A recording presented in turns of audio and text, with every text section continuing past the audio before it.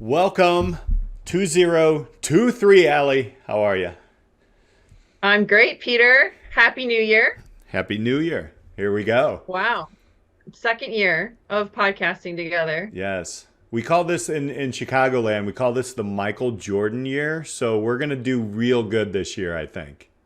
2 You're 3. gonna have to explain a little more. Oh, I got it. 23, Got it. I'm yeah. with you there. I Yeah. like it. The old Bulls fans are still holding on to the 90s, right? Where he's like, come on. Not much success then, but still, we still have Michael Jordan for us. So we're going to hold You'll on to forever have that. you'll forever have Michael Jordan.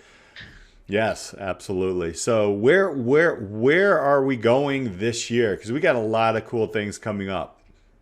We do. We have been hard at work, kind of reimagining, but still maintaining what we do here at Disrupt Education. We just want to elevate and amplify the good pieces and bring you guys along for the journey that we're all on together. You're going to hear more corny jokes and skydiving lessons, puns, but we're also going to have awesome guests, thought leaders, researchers, educators. We've got so much in store for you of other disruptors. So we're just like claiming this year as the disrupting movement. And we're trying to be really intentional about crafting a movement and a network of other disruptors in education who want to come alongside. And so, if that's you, we're so glad you're here and we are excited for the journey that you're going to be on with us this year in this community. Yeah, absolutely. I think with all these different changes that are evolving, we're going into basically, I guess, I mean, depending on where you look at the end or the official pandemic, but now I think people have had a time to kind of digest, kind of take a look. And there's also different technologies that are forcing differences. And, we were talking about before this podcast, AI, and all these different things that will throw you through every emotion in the education system. But I think, this change is hard, change is tough, but change can also be inspiring. Change can be fun, and I think we're going to amplify. Well, I know we're going to amplify that with some of our guests coming up, and give you all some ways that you guys can connect with us. But well, with that being said, Alli, I got to ask the question then. So let's go back into your days of education. If we're going to amplify something way back. I'm way back. You're just way back. I might be way. See, the corny jokes are coming already. Way back. But yeah. So is there a memory of something that happened in school that actually really did kind of change your life and or your trajectory in life, or kind of gave you clarity of who you are in your learning journey? So I'm sure we all have so many stories that like marked moments in our lives that have kind of shaped our journey. And so when thinking about this, um, I really this whole year is about being really intentional of sharing more stories with all of you. And so when I think back to my days as a student, way back, not way back, you know, it's not and like you, Peter, I was a good student by the traditional educational models mark. And being I can remember studying, I can remember doing well on tests, but I don't remember like specific tests I really took, which was something that like I always told my students. I was like, you're not going to remember taking this chemistry test 10 years from now. It's irrelevant. And but moments that really stick out for me, and one in particular was actually ninth grade is a pretty big year for a lot of people. Beginning of high school for most traditional models start high school in ninth grade. And I was in an honors geometry class with Mr. Ostad, St. Louis Park High School in Minnesota. Shout out, Mr. Ostad. I think he still teaches there. I'm pretty sure. As of last year, he was. I haven't checked this year. And You know what? I do remember a little bit about geometry because I did teach math, but okay, let's just pretend that I didn't remember anything about geometry. What I do remember about that class is he would teach the lesson and we'd have work time, but if you got your work done, he would invite you to challenge him to this hexagonal version of tic-tac-toe that he would put on an old projector. And you could mark on the projector screen, which would then display on, man, some people are gonna have to look this up. It's fine. It's all you Gen Zers, like it's totally fine that you don't know what this is. But anyway, mark on this old projector screen X's and O's and you're trying to get across. And it wasn't even the game, but it was like he would coach through like other life lessons and like get to know you personally as you're playing, because he can play in his sleep and you're like trying to like outthink him and like maneuver, but he would be there with you in that moment. And what carried me for life as an educator, like as a person, as an educator, is this idea of presence and the power of presence and the power of being in real time with someone, just like podcasting really is. One of the most transformative pieces I really love about podcasting with you and our guests is that there's nowhere else I'm at. I'm just here in this moment with you, actively listening and having these important conversations. And so when I was thinking about this memory of where did I kind of like really draw from this idea of presence, it comes back to those times playing that game with Mr. Osted in ninth grade. And I think there's so much power in that presence. And so it can be so easy to hustle and bustle and like move your way through life and through lessons and through moments. But there is power in presence. And I just think that that's something that we're really bringing to this community and our listeners. And we hope that as the podcast grows and everything, that you're here with us and present while listening. I like that. My dad was a math teacher, and it wasn't hexagon. I have to look that up. That's very interesting. The way I heard you say is kind of like that was as my father. I mean, I never took him like he was a teacher in my high school, so and we had a very small high school. But somehow I missed having him as my own math teacher.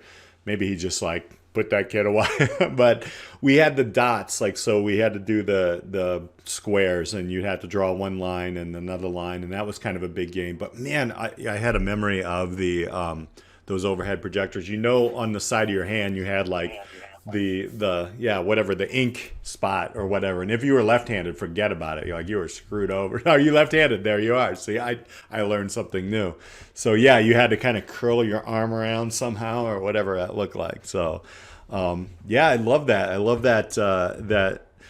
Have you taken that when you went into the classroom? Do you remember specifically yourself talking to a student at that level, or many students? Is there an example of that?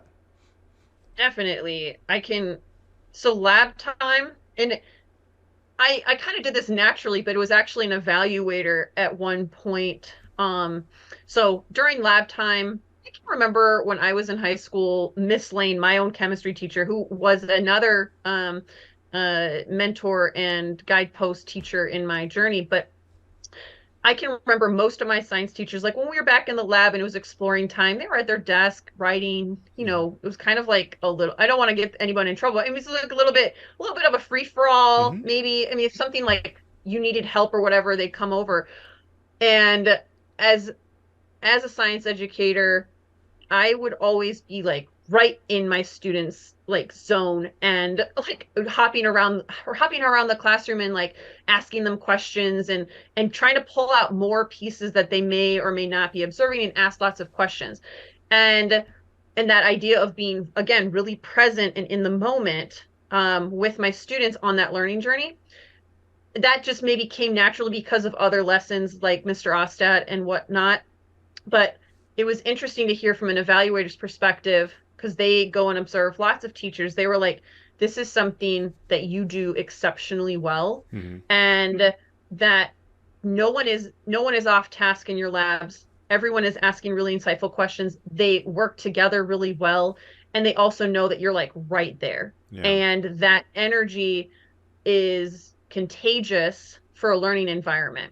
And so that was kind of, I remember being like, oh wow, like somebody else notices that, and it was an important value in my classroom, right? To when I was on with students, I was there with them in the moment, and it's been cultivated in different arenas in my life, but I think it's just so important in the educational space.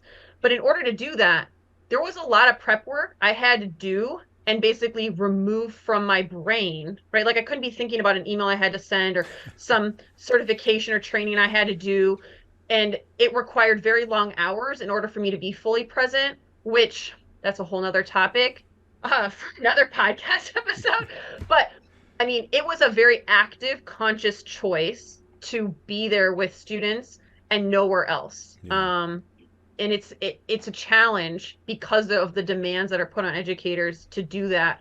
But it is a practice worth, I think, exploring and committing to. Yeah, I agree. I think it is difficult, and it's getting ever more difficult sometimes. But I think just slowing down to speed up. I mean, that's kind of the way I see it, especially as an educator. When you're having these conversations with students, you learn so much, and we're dealing with teens, right? So they're the best poker players. So there might be like 3 weeks go by, and a kid will tell you something like, I had a student who had to move homes because a car actually ran into their home. Like everybody was safe, but I'm like 3 weeks in, and she's like moving around to like family members' homes and different things like that. And I'm like, I needed to know that. Like, that was, but you know what, those, like, at least you have those conversations. But I really think there's space, and there is a movement towards that because of, without the human aspect of educating and these challenges, and then the support, with a human being there rather than, just taking tests and everything like that. I think that's coming. I think that's a big piece of what is happening in education now, that is disrupting it, is because there's so much technology. And this is going to be another thing that we'll talk in 23 about. But there's so much technology that now, certain people will say, quote unquote, knowledge is dead and or writing is dead. So what do we do, right? That is up to the listener to debate that, and I'm definitely sure we will this year. But I think going through those challenges, one of the things that I remember that actually helped me become who I am, and this is horrible, I never remember this teacher's name. I will put it in the notes because she was awesome.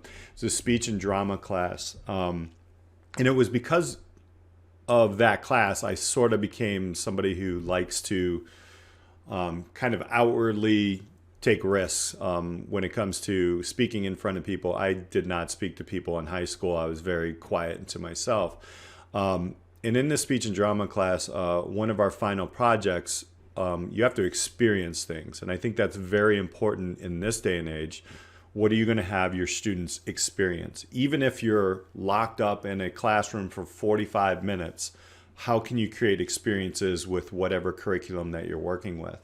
In this case, it was a lip sync, and we had to lip sync a song of our choice. So we had choice, but the challenge was there. And we had to do it in front of the entire class, and it was going to be videotaped. Now, I'm way, way back, so this was the big camcorders and the VHS tapes or whatever. But and I never found this tape. I have no idea where it's at. I wish I had it. So I was, if you can think about a kid who's 18, still actually I was 17 because I didn't graduate until I was 17. I was 17 when I graduated. Thinking about this, and I was like, okay, first off, what's the easiest song that I can remember? And I was like, oh, I love Blues Brothers, right? The movie. It's one of my all-time top 3 movies that I've ever seen. I love it. I love the musicians in it. But then I'm thinking, well, you got this young MC out here. You got all these new. And if I pick the one that I really want, am I going to look weird? And it was Cab Calloway, Minnie the Moocher, right? Like, so it was so not me. what I was projecting. But I did it because I knew it because I've seen the movie 4,000 times. And so when I got on stage to do it, it was a hot mic. She was like, "We are turning this mic on. And if you actually sing, you're going to get marked off." Because she really wanted us to challenge us. And I was like, oh my gosh. And I was so nervous. I had glasses at the time, and I had these sunglasses that were prescription sunglasses. And so, if you ever seen the movie, Cab Calloway is an amazing musician. Chicago, Mississippi, came all the way up and did a lot of blues and such for those younger viewers or listeners. But he always wore really black shades. He had the top hat on and everything, and he was a showman. And so I found a fedora somewhere. I don't know, maybe it was backstage or whatever. And I put these sunglasses on over I had contacts, and they were prescription, so I couldn't see anything. But it looked, I had black sunglasses on, kind of like Top Gun or back in the day, the Risky Business sunglasses. Totally dating myself on my movies right now. So I got up there and I did it. And I sang the whole thing. And I remember I took my fedora hat off and flipped it, and it went right over the camera. And the class erupted, like clapping. And I was just like, and it, like, I can feel it inside. I get goosebumps when I do it because that was the moment where I was like, I just did that, right? And one kid came up to me. He's like, "That was awesome," and it was just validation. It was confidence building. So I think you take a few things from that, right? Like, again, I had choice in what I wanted to do. I was in a safe place, although there was challenges that made you a little bit uncomfortable, but you had to experience something. And it was fun because some kids were actually singing and you could hear them like, on the microphone. It was hilarious. But we didn't like poke fun at them like, we were like, "Oh, it's all right, man. We were all afraid," and everything like that. So it was more of a, we were all colleagues, teammates in that classroom. But that teacher actually set it up that way. And now realize, right, there was no real test here. There was no like writing reflection. We had a lot of conversation about it. So those are things that are timeless. I think that, as we go into this year and people are concerned, which every year I think great teachers are always concerned about change and different things, that we never forget what we just went through there. So. There's so much in that story, and the human aspect of learning and the environment that teacher created, not only in the classroom, but it had to have happened individually so that you felt safe enough to take that risk and to, go and do a performance. That is a test. Yeah. It's not a traditional paper test, but you had to do a lot of preparation, and performance is definitely an aspect where you have to show up. And I think we're going to see more of that, those types of models in the educational space. And it's a great way to learn, and it doesn't require technology. It's interesting because even though technology continues to evolve and get faster, better, stronger, all of this, it's almost, I see the human approach and the connections and creating those spaces with less technology being the real ways to learn and interact in the world, in the classroom, right? Digitize the rest of it, but let's come back to the basics. I mean, I'm just a big proponent of real-time learning. Sometimes technology is great. It is. But other times it's the relationships and that those experiences that you can't get from technology where you actually learn the most. Both of our stories are things that we remember. It will be interesting to hear our guests and other people on the podcast this year and thinking about like what stories and moments do they kind of take from their own journeys. Is it around technology? It'll be very interesting for you as you ask kind of your students who grew up in a total technology landscape, right? Like, do they have a different perspective? and how that is shifting now. What are their memories? Because they're not necessarily I don't know, we'll be surprised. I'm sure we'll be surprised.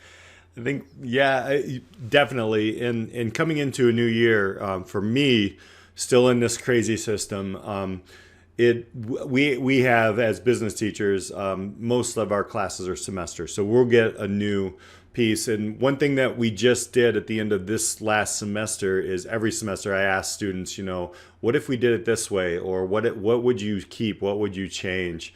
And one of the ideas that came about was very interesting. It was especially for an entrepreneurship class. And here's a freebie for those who are, want to take a look at like entrepreneurship and anything, which you could basically plug it into any kind of curriculum. But you give them the question. So in our case, it would be, whatever the time frame is, you have to create a very basic business and sell one product or one service. That's it. And then the rest is just conversations throughout. So, I mean, we talked about like, what about Talk It Out Thursdays or things like that, where students have to have zero laptops, zero phones, and just have conversations in class and those types of things. And you can do that across the board.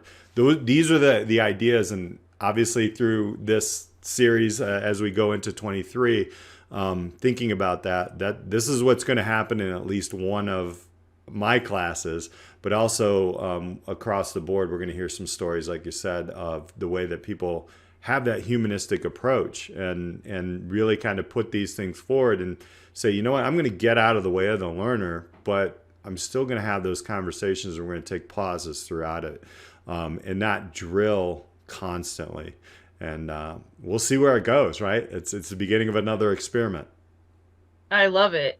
The great thing about this space is that we can have these conversations. Like you can try different things, and people who are out there trying to disrupt the space and do things differently.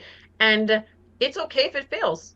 It's Mm-hmm. okay if it doesn't go as planned, and if it takes time to build it, because that's really where the learning actually happens. And we want to showcase those experiments, failed ones. It's not really a failure, Right. because you're actually learning more from trying something different than just doing the same thing over and over again. And so I am thankful that we have this space to have those conversations and amplify people who are willing to take risks, willing to do things differently and build it over time. And we have some amazing guests already lined up who are doing work differently, who think about education non-traditionally and want to just be disruptors, for no better word. They're willing to just rock the boat a little bit. I'm here for it. Yes, absolutely. 23 is for you and me. Let's go. Corny jokes. See, let's go. Yes. But yeah, absolutely. I think, in one of the things that we're adding is, just, through all these stories, Allie and I are working on different ways that we can, not only just kind of talk about these things, but help you. Like, how can we help amplify? And we're really open to understanding your learning communities and understanding those things as well.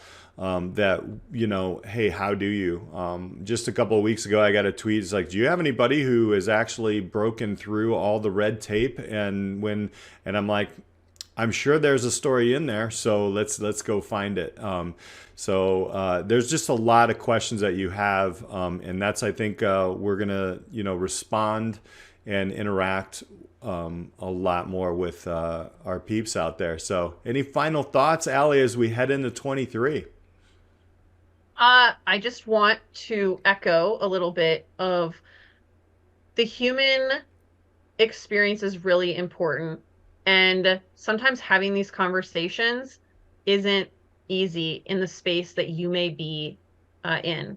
What's great about this podcast and all of the amazing guests we've had and will continue to have is that we have this amazing network of people that we can help plug you in with, as well as we love facilitating these types of discussions to help you, wherever you're at in the arena of education, amplify and scale the work that you're doing to challenge and just make education better. So we just really want to be able to support those of you in the community here with that work. And if that is something that you're looking to do more of, please reach out and let us know how we can be part of the conversations that you are having, even outside of the podcast that we're doing right now. 100%. And so here's to 23. Here we go. And thank you guys so much for hanging out with us today. Thank you so much for joining us on this week's episode of the Disrupt Education Podcast. Be sure to like and subscribe so you never miss an episode. Are you ready to disrupt the educational arena you're a part of? For more ways to get involved in the work we do here at Distrupt Education, check us out at disrupteducation.co or find us on LinkedIn at Peter Hostrawser or Alli Privitt. Our mission here is to help facilitate and amplify changes in the educational system through local initiatives and help you scale them into community movements. Our building network of disruptors in education are working to move beyond scores and grades as the only measure for student learning. If your school district, college, campus, or organization is looking for facilitators of this work, reach out on our website or social media. And if you have any thoughts or feedback on this week's episode or any episode, we'd love to hear from you. Until next time, keep pushing the boundaries, taking risks, and most importantly, disrupting education.